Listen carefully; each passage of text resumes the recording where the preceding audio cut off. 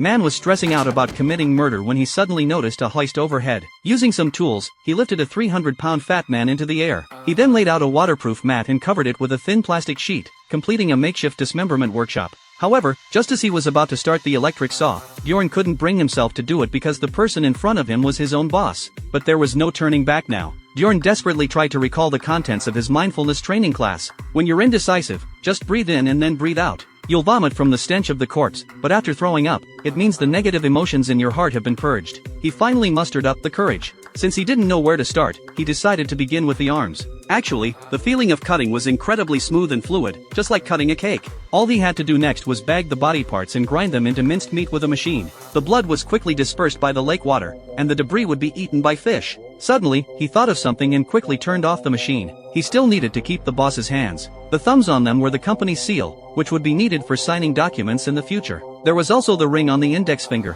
which was a token from the gang leader and might come in handy later. Next was dealing with the traces. The blood stains on the meat grinder needed to be cleaned with a special reagent. As for the clothes on his body, that was simple, just burn them to a crisp. After taking care of everything, Bjorn finally had some time to himself. But unexpectedly, a crow flew over, attracted by the smell of blood. It had obviously set its sights on the tender fingers on the ground. Bjorn rushed over to stop it, but he was a step too late. The crow snatched the ring finger with the ring on it, but fortunately, the more important thumb was left behind, which Bjorn stored in his apartment's refrigerator. But even in the fridge, it wouldn't keep for long. He first made a mold with resin, then injected silicone. After cooling and air drying, he obtained a thumb model with the same fingerprints that wouldn't rot. To be safe, Bjorn still had to dispose of the thumb. But just then, there was a sudden knock at the door. It turned out to be the gang's second-in-command looking for him. If he was discovered, the consequences would be unimaginable. He wanted to flush the thumb down the toilet, but this thing was reluctant to leave him. With the urgent knocking, he had no choice but to pick it up and stuff it into his pocket.